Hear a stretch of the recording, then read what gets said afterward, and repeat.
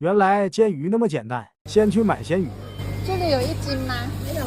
洗好鱼放盘里，热锅放入花生油，前方高浓。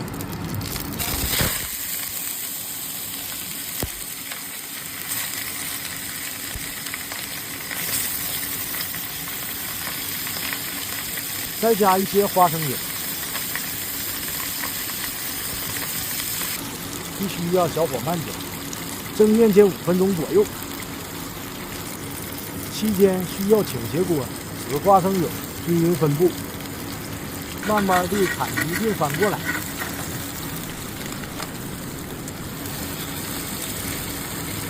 翻面再煎5分钟左右。